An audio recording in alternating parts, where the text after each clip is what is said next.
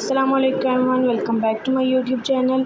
आज मैं आप लोगों को चैप्टर नंबर 15 के इनहेरिटेंस के शॉर्ट करवाऊंगी। जैसे मैंने आपको पिछले भी थोड़े करवा दिए थे, आज मैं आप लोग को इस पेज के करवाऊंगी। मतलब ये चैप्टर आप लोग का वैसे भी शॉर्ट के लिए है, तो इसमें से लॉन्ग तो अटैम्प्ट नहीं करने, तो शॉर्ट ही करना है। तो मैं इसलिए आप लोग को इस चैप्टर से शॉर्ट बताऊँगी। पहले आप लोग के पास वो शॉर्ट पूछ सकता है डिफाइन ट्रांसक्रिप्शन। ये देखें, डिफाइन ट्रांसक्रिप्शन पूछ सकता है। आपने यहाँ से लिखना है for this purpose the specific sequence of DNA nucleotide is copied in the form of messenger RNA mRNA nucleotides. This process is called transcription. यहाँ तक इसकी फर्स्ट डेफिनेशन आती है और ये आप लोग को बोर्ड में आ सकती है। उसके बाद नेक्स्ट आप लोग के पास क्वेश्चन है ट्रांसलेशन। ट्रांसलेशन यहाँ से आप लोग के पास इसका शॉर्ट स्टार्ट होगा।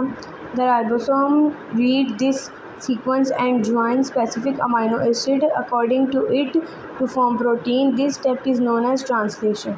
यहाँ तक आप लोग के पास दूसरा शॉर्ट बनता है, वो आप लोग से पूछ सकते हैं व्हाट इज़ ट्रांसलेशन, या पूछ सकते हैं define translation.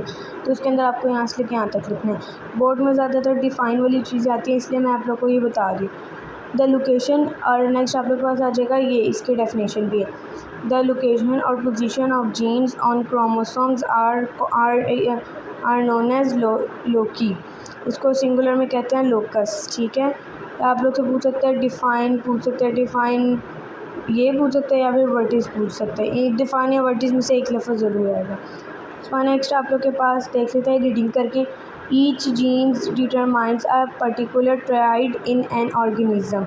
Each individual carries at least one pair of gene for each trait. For convince pair of genes are represented by a letter or symbol. Both member of the gene pair may be the same in some individual, a condition which we may represented as AA or BB are different in other. It means that a gene exists in more than one alternate form. In the above example, A and A are two alternate form of the gene and B are the alternate form of another gene. ये आप लोग बात पूछ सकते हैं कि ये क्या होती है। ये यहाँ इसकी डेफिनेशन भी आ सकती है आप लोग के पास इसकी भी डेफिनेशन आ सकती है। एलीलेस क्या होता है, उन्होंने क्या the alternates from a gene. ये जो अल्टरनेट्स आपने पढ़ा है ना, ए और बी और ए, ये देखें बी ए और बी, ये जो फॉर्म अगर इन दोनों को हम मिला देंगे तो एक जीन बन जाएगी, और ये क्या कहलाएगी, एलीलेस कहलाएगी। तो आप लोग के पास इसकी डेफिनेशन आ जाएगी यहाँ से, इन द अबव से।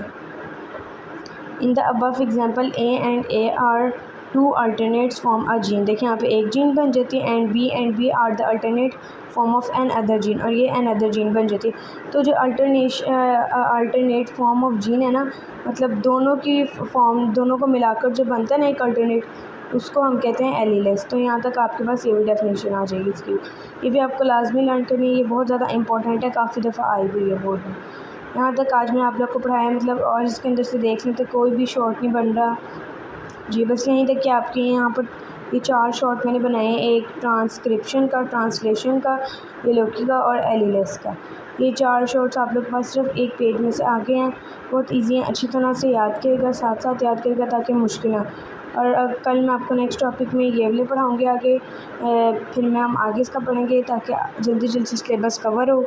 वीडियो अच्छी लगी तो इसे लाइक शेयर कमेंट और सब्सक्राइब करना मत भूलिएगा। अल्लाह हाफिज़।